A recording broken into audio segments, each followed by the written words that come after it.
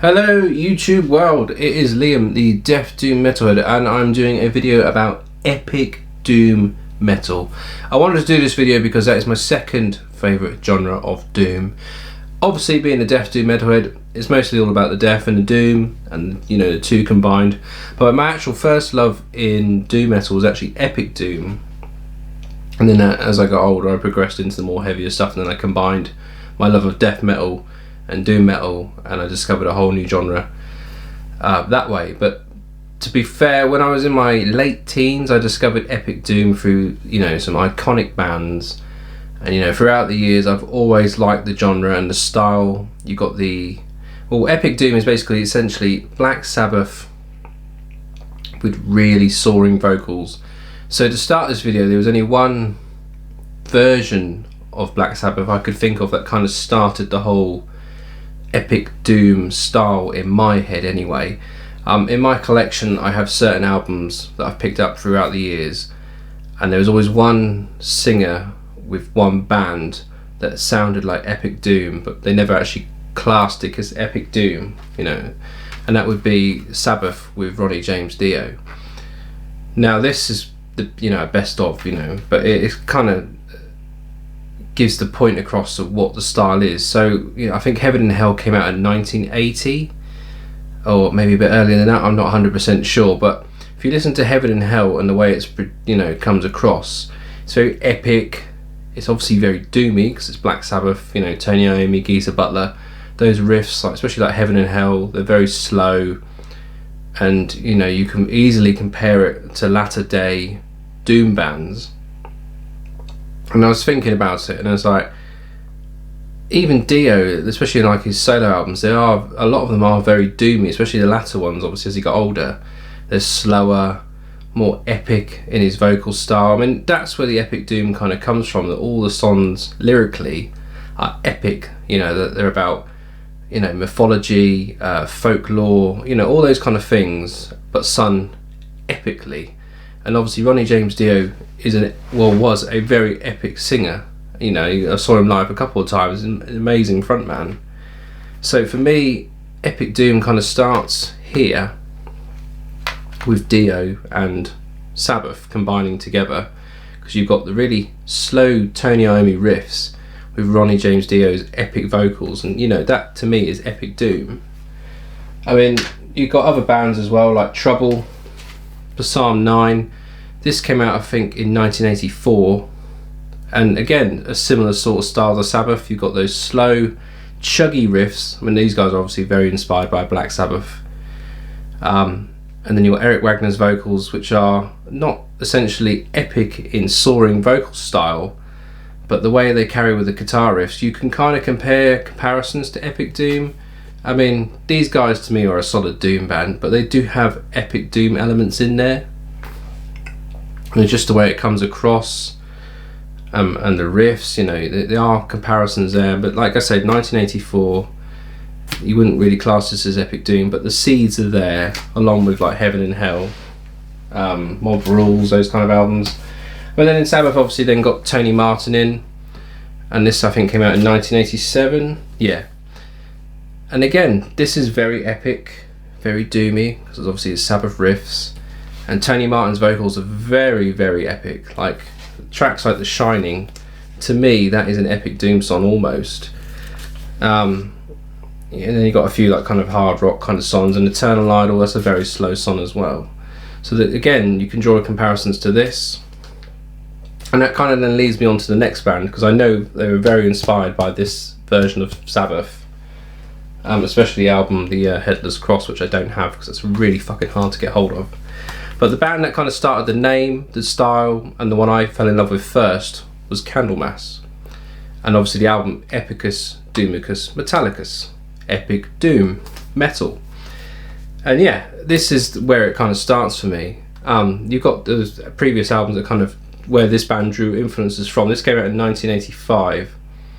Even later than that, 1988.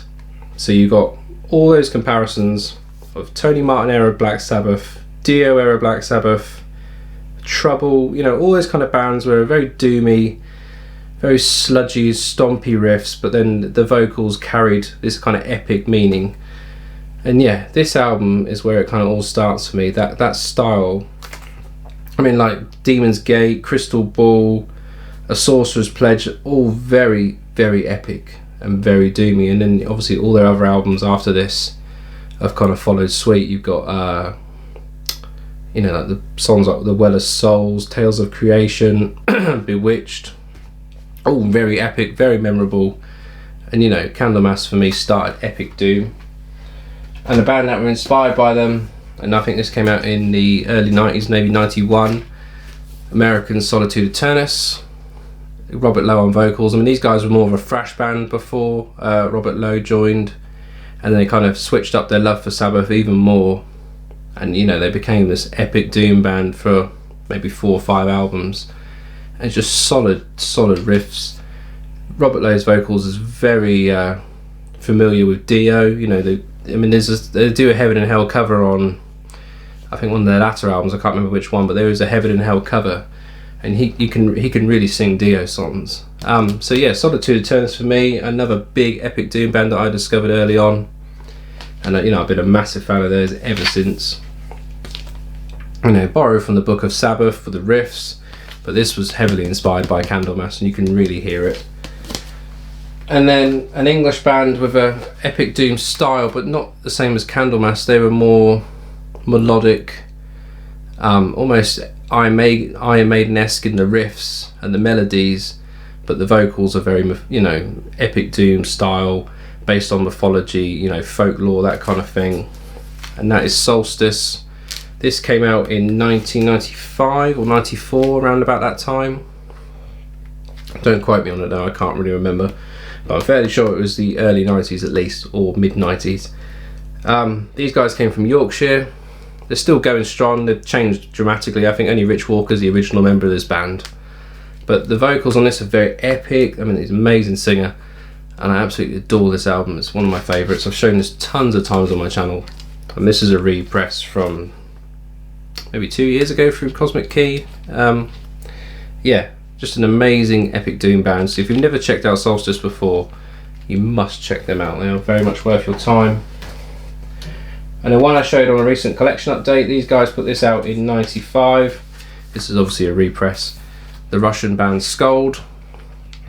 Again, they were kind of like a punky kind of rock band before they started doing anything doomy related. And obviously when the Iron Curtain fell and, you know, music got into Russia, these guys changed it up and kind of were inspired by other bands from, you know, different countries, and started singing in English, because before that they were just singing in Russian, and they would play slower riffs, more melody, you know, way more doomy, Sabbath sounding, and they came out with this great album, the only one they've ever done. Will of the Gods is great power, and is an epic doom classic in anyone's book. If you're a big fan of epic doom, you'll already know what this album's about. And an amazing album, one I absolutely adore as well. And yeah, I'm very happy to now have this. So that came out in 95, and then another band from Sweden whose band name is actually inspired by Trouble, who I mentioned at the start. That is the band Memory Garden. These guys, they started off very, very epic, and as latter albums have gone on, they're kind of a bit more melodic and kind of more to the point now. They're not as soaring in the vocals as they used to be. But this is their debut from 95. This is another repress, Tides. Again, an absolute essential classic if you're into epic doom and that kind of traditional doom sound as well. Hard hitting riffs, very much inspired by the sound of Solitude Aeturnus as well. You can really hear them in this band. And this album's fucking awesome. 10 out of 10 for me. You know, really happy this was repressed on vinyl, because I believe it only ever came out on CD. An absolute stonewall classic. So yeah, a Swedish band kind of following the footsteps of, you know, Trouble, Candlemass, that kind of thing, putting their own little spin on it almost. But yeah, an amazing band. And then, you know, they're the early ones I have. I could name quite a few, but I don't have them in my collection. But what I'll show you now is some like more modern day epic doom bands that kind of carry that style, and kind of like they've altered it to make it their own sound almost, but they are all essentially borrowing from epic doom. So vinyl wise, you've got like Canadians Funeral Circle. They play like a more traditional doom sound with the epic vocals. You could call it epic doom, you could call it traditional metal, you know, they've got kind of both elements in there.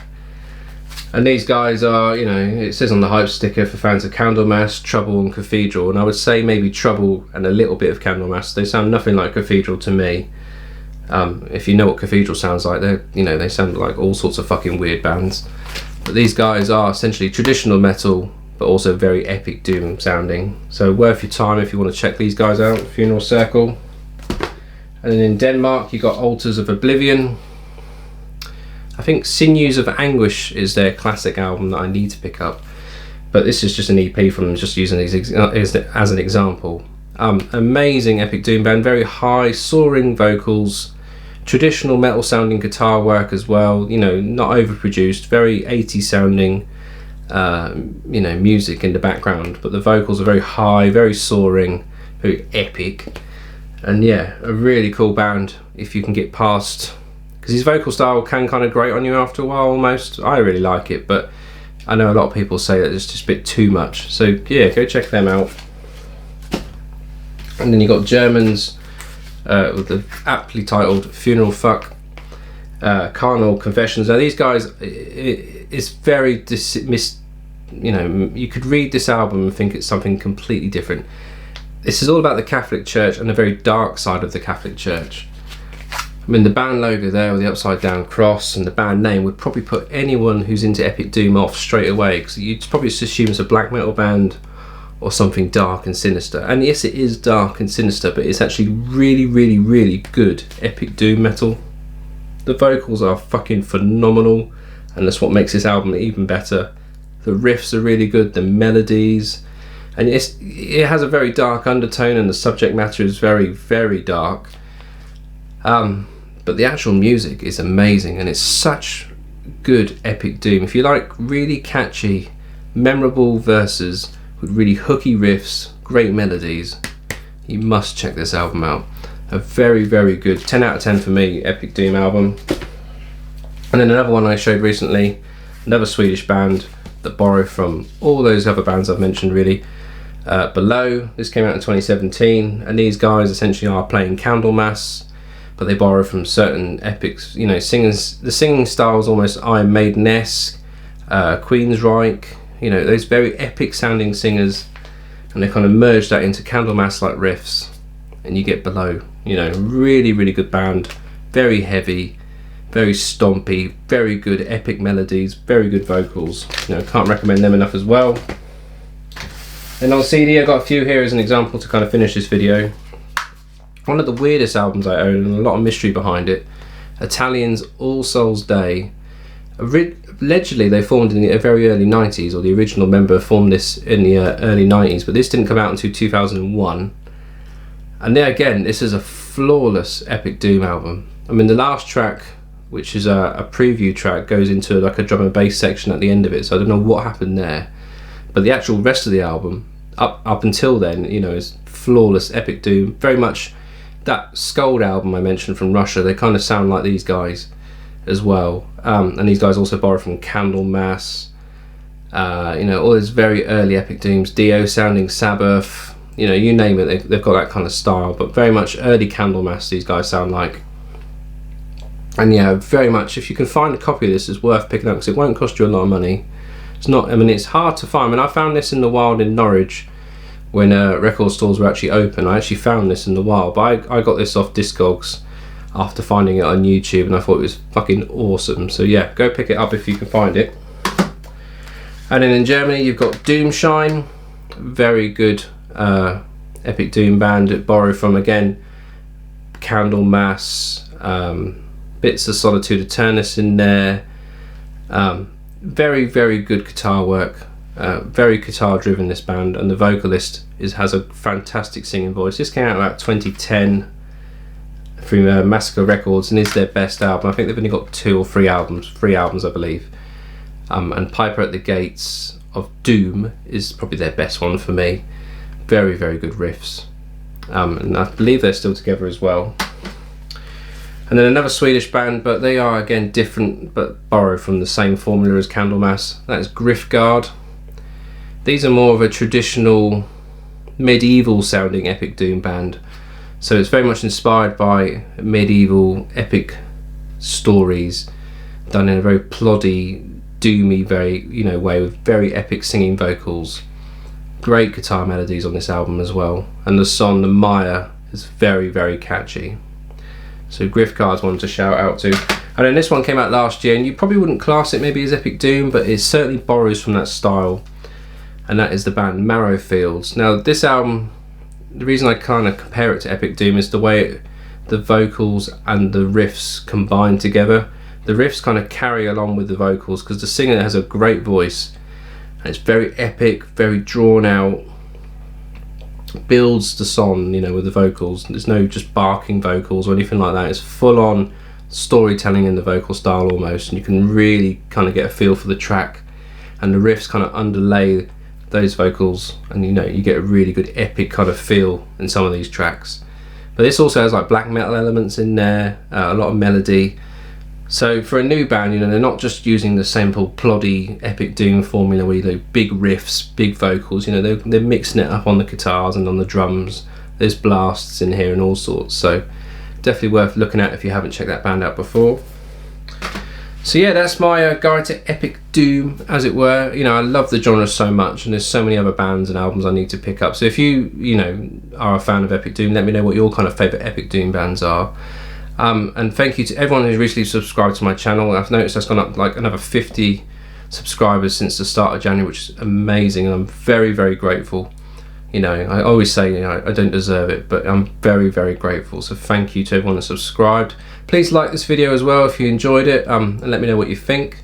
And until then, I'll speak to you guys soon. Cheers.